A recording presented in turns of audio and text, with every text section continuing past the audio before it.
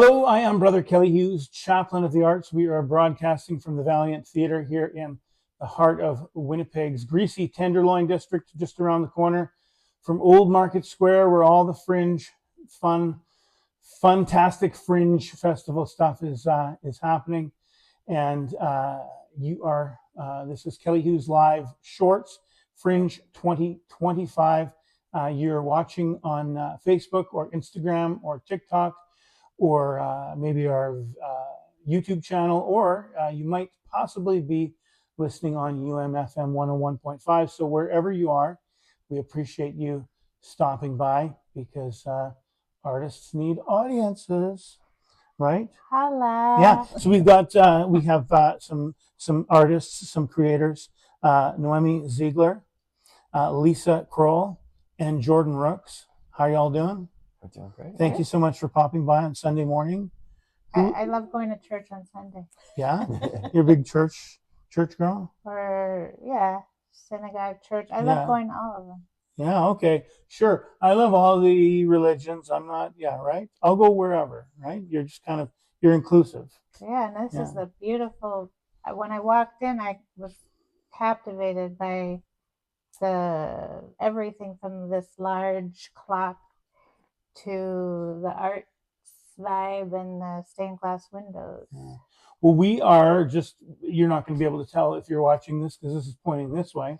But since she brought it up, we are in an old church, and my partner and I are turning this into a performance space called the Valiant Theatre.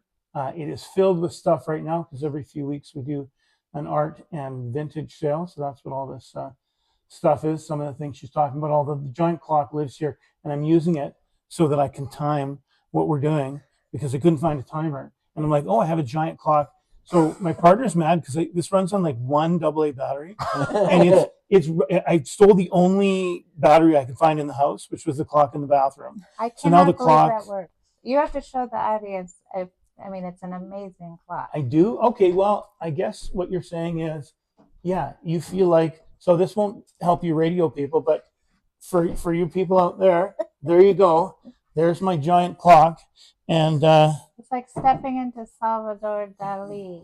And so I have to have that. And actually last time, this is my second interview this morning, and the first one I had the clock sitting here, and then I forgot to remember when it started. So then I had to go back behind, and then honest to God, I sat back down, and then I forgot again, and I had to go back. Like, I am very, anybody else ADHD? I'm very ADHD. I just got it diagnosed by a friend. Is your friend a doctor, or your friend's just like, oh no, you're super ADHD? A couple friends have been saying it, and I'm like, yeah. I mean, everyone with their diagnoses, and then another friend said it, and I'm like, what's going on with this? And they describe it, and I was like, well, maybe I am. What are you going to do about it? Nothing. I'm just going to be me, be an artist. Yeah. I mean, I suppose maybe it could help me understand my brain. Yeah. But I think I manage my quirky, nonlinear artistic personality enough. Like, I'm functional enough. You're not really in the minority. I mean, I think probably 80% of theater people are ADHD. Because for me, like, when I was and I was not diagnosed until, I was diagnosed by your friends as an adult. But for me, like, when I was in high school, like, it was kind of the perfect thing, because it was like super intense, and you'd practice and you'd do your thing, and you'd be like, this chunk of time, and then you're just done, and you can go do something else. As opposed to like the band kids, you have to like commit to learning an instrument. You have to practice all the time, and you have to like play, you know what I mean? Like that kind of stuff, which I just couldn't do that kind of, I don't know that, to be fair, I really don't know if I'm true ADHD, and I don't want to minimize what it really means. So, because your friends are wrong. I think they could be wrong in some levels, because I'm highly focused and driven, like, for years, almost like something's wrong with me, where people are like, wow, you're still going after it after all these years. Like, I've never given up. I still make films. I'm still trying to be a pop star. I'm still, Nice. you know, Well, so I don't know what that is. It's like yeah. it's a total weird You might drive. just be a masochist. I mean, that's I think that's part of it. possible. But actually, there's an interesting thing that I've kind of been learning about, which is ADHD, which is autism and ADHD and how they kind of collapse. And one of the features of autism is what they call special interest, which is like this hyper focus, on a Mm. thing. So maybe that's what you are. You Ask know, your friends. now that you mention it, I like every grown adult artist, just moved into my house. I bought a house with my dad, and I live in the basement. Nice. But it's a You are beautiful you are living basement. you are living the dream. You're living the dream. And it's literally like the most gorgeous basement in the world. Wow. So Okay. so Why don't you just say like the the main floor? No, because that's not the main floor. because it What's is another? on, so it's on the hill in Yeah, Oakland, California. yeah. So The really, first it's like floor. There's got to be a different way to say. I think you it's should an stop. oasis with Yeah. sunshine everywhere. But it sounds funnier to say I'm in Oh, my okay. dad's basement. Okay. Yes. And so Right. what I'm learning about myself is that I've learned what my dad is like, because I was really raised mostly with my mom. So Yes. I had like the hypercritical, huge personality Jewish mom. Now I'm learning this other side of my brain that makes so much sense to me. Like my dad is a computer scientist who literally like had computers before I knew what they, most Oh. people had any. He invented the computer. Well, he did invent some kind of niche of computer science. Wow. And he has all these books and he travels the world. So I see that he's like hyper focused, 84, doing amazing work. Still 20, he works 7 days a week. Yeah. And so I see where I get this hyper fixation. So you're just staying near the foundation. Were you going to say that he was working 24 hours a day? It sounded like you were going to say he was working. I was going to say 24. That's not accurate. I would say most from morning till evening. Wow. And he has, some of his PhD students and business partner, and they're all kind of developing his theories of modeling and simulation. Wow. So it's just so impressive. Wow. Lisa, do you live in your genius dad's basement? No, I do not. That would be a real coincidence. Not at all. No. I live in Saskatoon. Oh, okay. So well, that's kind of like Canada's basement. A little bit like that. Yes. Sorry, that was No, we love Saskatoon. Yeah. That's nice. We love Saskatoon. Do you know Jamie Walker? I do not. Theater person, lives in Saskatoon. Never mind. It's like, do you know Dave from Canada? Jordan, you live in Saskatoon? I'm in Las Vegas, actually. Oh, la-ti-da. Las Vegas. Definitely not a basement. Have you ever been to Saskatoon? I was there helping build the show and spending some time there flyering and stuff because we're going to go to the Saskatoon Fringe after this one. Yeah. So I'm bringing our show Spoonful of Magic plus my solo show Oz, which is a Wizard of Oz parody magic show. Wow. Oh. So. Well, that's exciting. But you're not from Vegas. Like, nobody's from Vegas. Correct. Yeah. I was born and raised in Indiana. Okay. And then I started working in Vegas for other magicians since I was 13. Wow. And then I started touring Fringes about 15 years ago. So wow. I'm a professional Fringer doing like 8 or 9 this year. Wow. So you're like a Doogie, the Doogie Howser of I try. Doogie Wizard. The Doogie Wizard. Yeah. Nice. Oh, that's exciting. The show is a Spoonful of Magic, Mary Poppins parody magic show. And you are over at Warehouse, which is a nice venue. Yeah. Does the size work for all the stuff you're doing? Oh, absolutely. And because we have such a lovely venue and tech, like the magic is just spewing out of us, like at all times. And you never know what's going to happen, especially with me and Mary Poppins. Wow. He sure spewed that.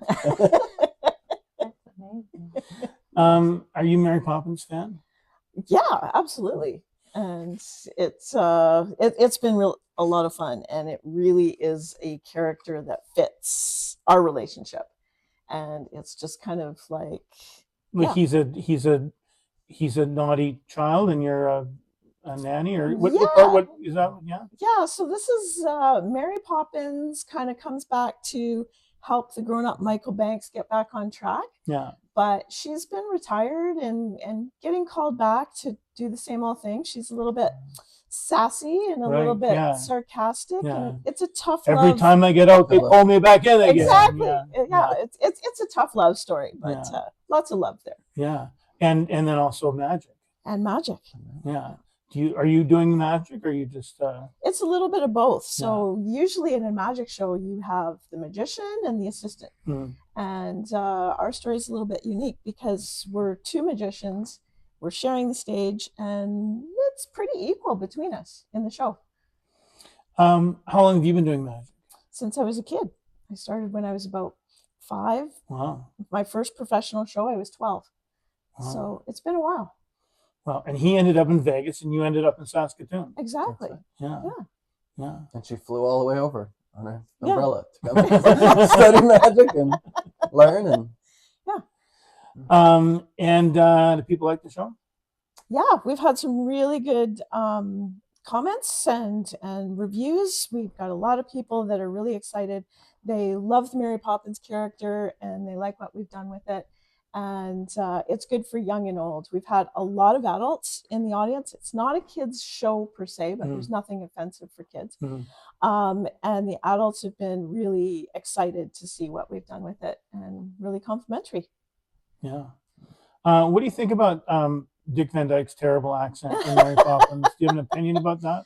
No, but when people ask me about doing Mary Poppins, I promise no accent. So yeah. So you just do it. We just do it. Straight. There is singing though. There is singing. Yeah. There's singing for the classic diehard fans. Do you both sing? Unfortunately. A little bit.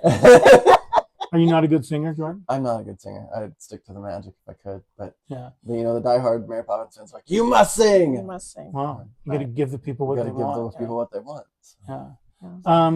So why do you both love magic so much?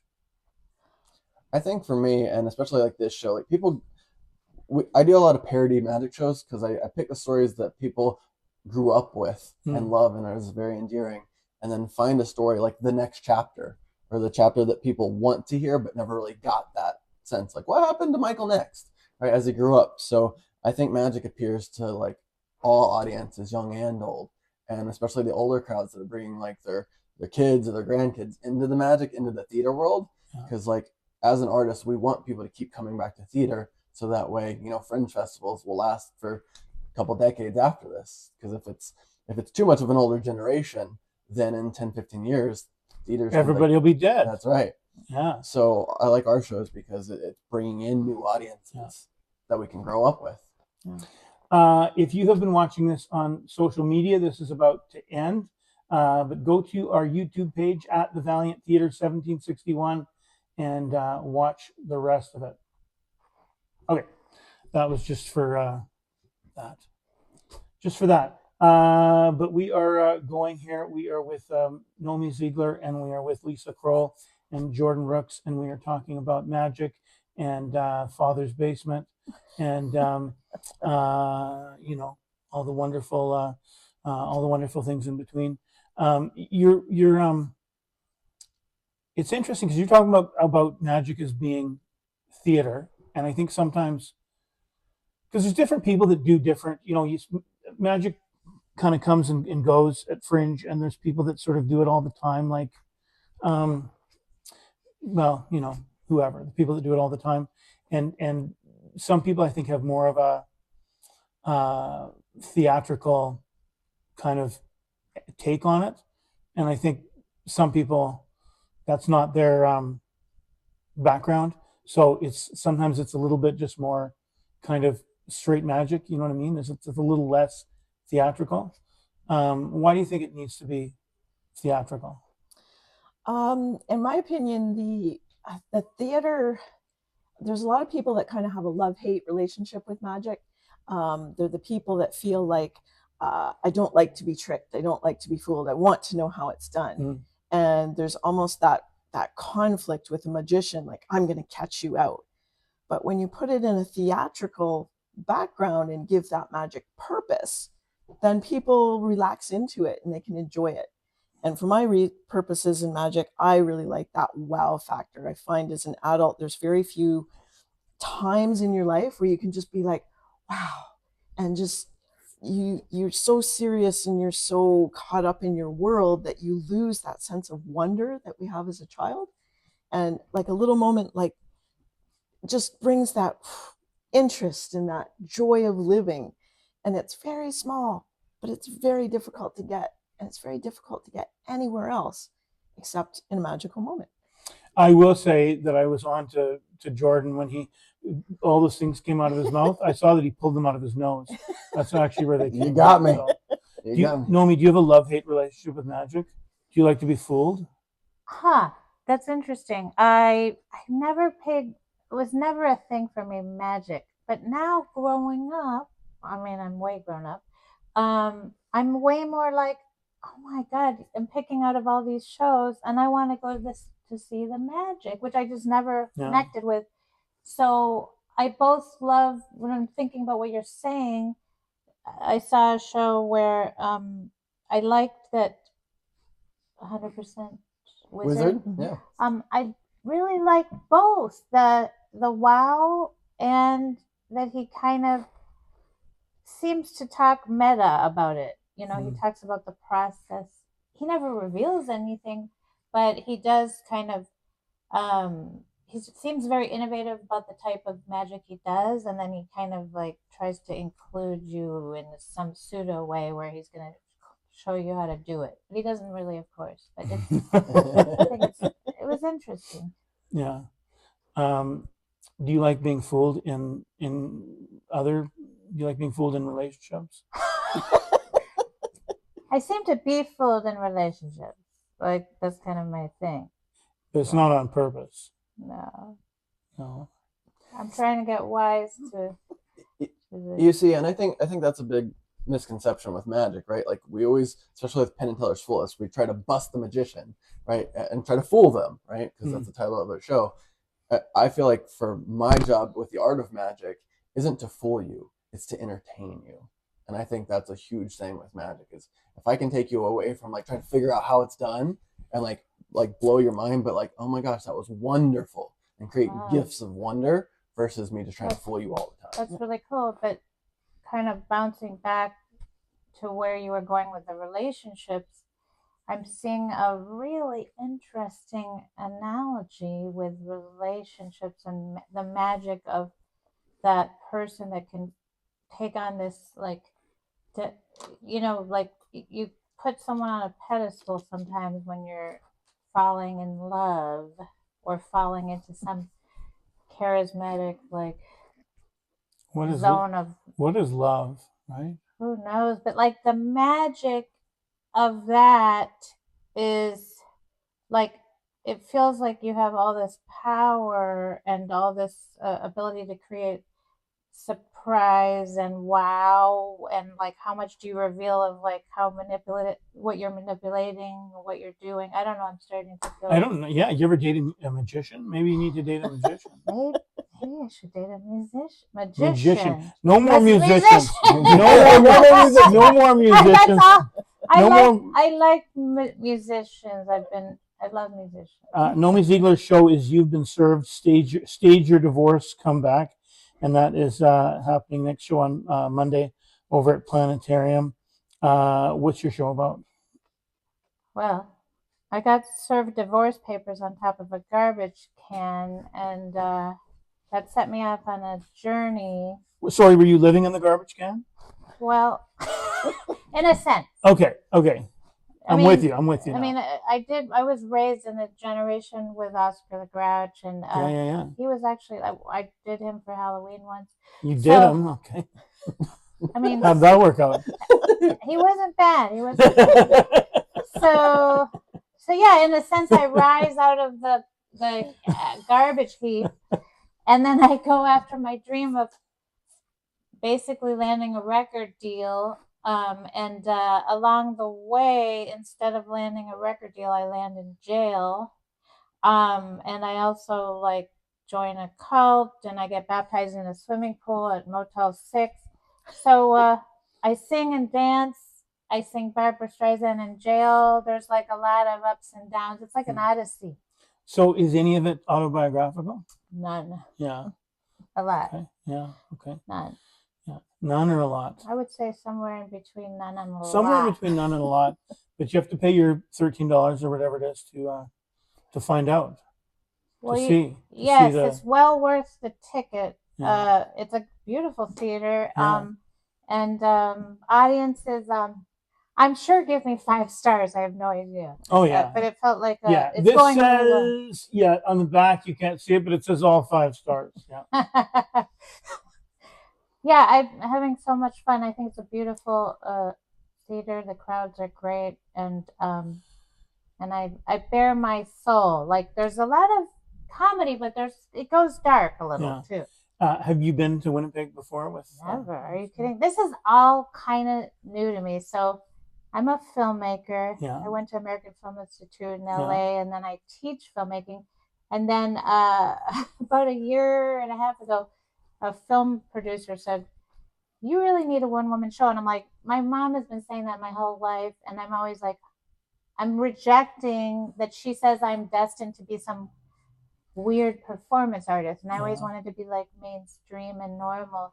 And so and you reject everything your mother says, right? I've always rejected everything my mom said. So in the end, here I am touring with my first, like, in a sense, full length one person show that tells a story. Like it has an arc, and I'm really proud of that.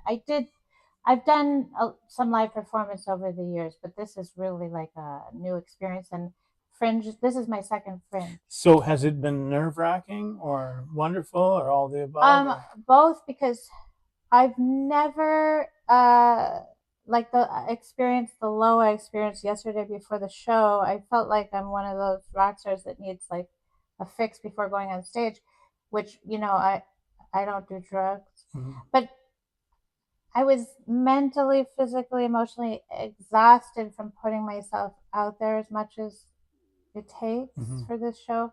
And then to go back every night is really a new experience for me.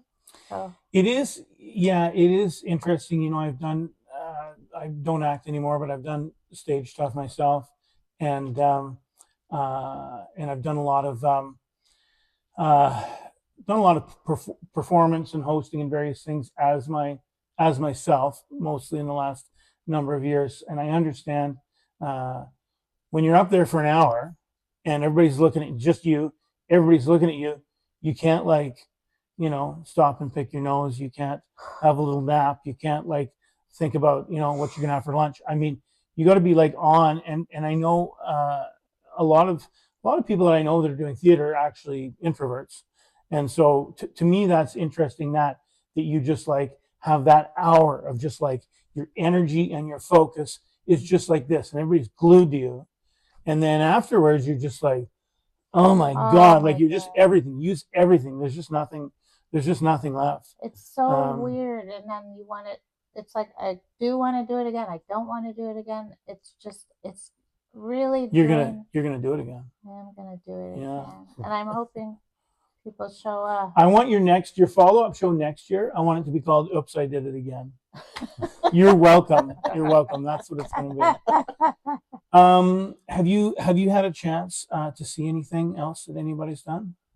Yeah, I've had a chance to see some cool things. I just saw oh my God, something in hat. Something in hat? Yeah, that sounds good. That's a good plug, right? Is it a person in a hat? Hoop and hat? Maybe it's hoop I don't know.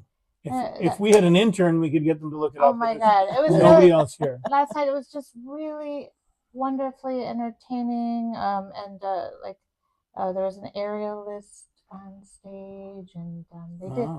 It's just a really fun show. And then today, I'm going to go see Multiple Neurosis, which looked really, really funny, really interesting. Karen, one-woman show, Woman Named Karen. Yeah. Well, that's more information than you gave about the first one. So that's good.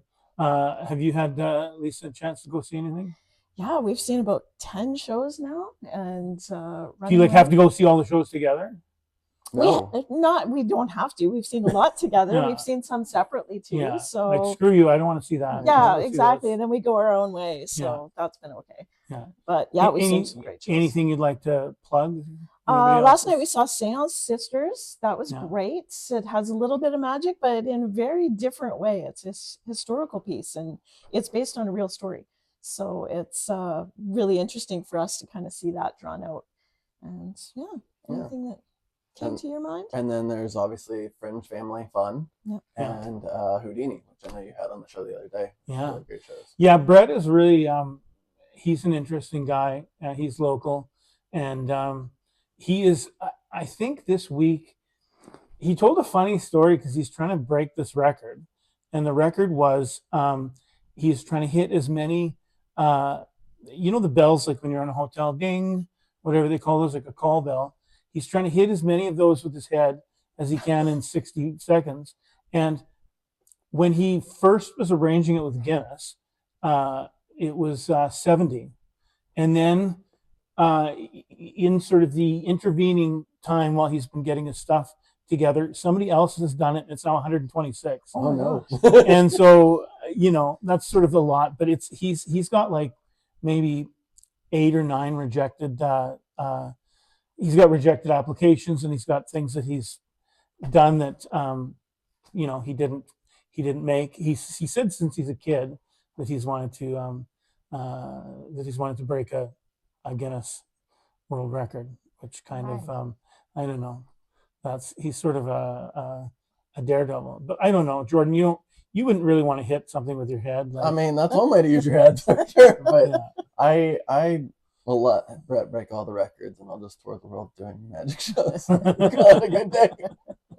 I'll be there as one of the witnesses to watch him try to attempt this feat, because if he can break 120 within 60 seconds, that's going to be pretty impressive. Do you you said you've been working with other magicians since you were 13 or whatever. Yeah. Do you remember the moment when you thought like, oh, I think I can do this. I think that this is a thing that I can do with my life. Yeah. So I got to meet a guy named Michael Close, he lives in Canada now, but he's a consultant for Penn and Teller. Okay. And as I was working for the magicians in the summer times, going to like the magic conferences and stuff like that, they were like, you should try to do magic professionally. Like you've created enough magic for magicians, so why not create your own show and start building a brand? So at 15, I started going to like Mexico. I started doing birthday parties, corporate events.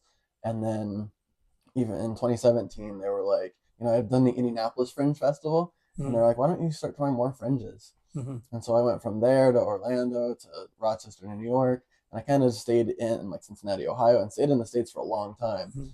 And then when I realized, about a decade ago, that I could make fringes my full-time career and be a professional fringer, it's crazy to do that. It's a lot of mental and also very costly up front. Yeah. But then I was like, I can do this. And then it was building a brand within the community and just coming. This is my first Winnipeg Fringe, which has been amazing. Yeah. But the fact that as long as you keep going, I think there's a lot of artists that will do it 1 year. They don't see the ticket numbers or whatever, and they get discouraged. They go back to doing the Mexican birthday party. That's right. But I think it's just about sticking with it and never giving up your art. And then that's what gives the story for people to want to believe in you. Well, that's a great place to end. Stick with it and never quit, and believe in yourself. Believe in your art. That's a very Mary Poppins thing to say. And that. Yeah, and like in You've Been Served, it's all about you're staging your comeback, and it's not, you're not dead yet. It's never too late. You got to keep going after your dream. Noemi Zeigler, You've Been Served. Stage your divorce comeback. You're not dead yet. All 5 stars. Better than Lucille Ball and Carol Burnett. And that is over at the Planetarium, Venue 9. And of course, we've got our 2 magicians. We have got Lisa Kroll, Jordan Rooks, and they are Mary Poppins and Michael Banks, and singing and dancing and pulling stuff out of their noses and winning the hearts of millions. That is a Spoonful of Magic, and that is over at Warehouse. Thank you all so much for stopping by. Thanks for having us. Thank you so much for stopping by. Stay tuned for lots more interviews. Art will save us all.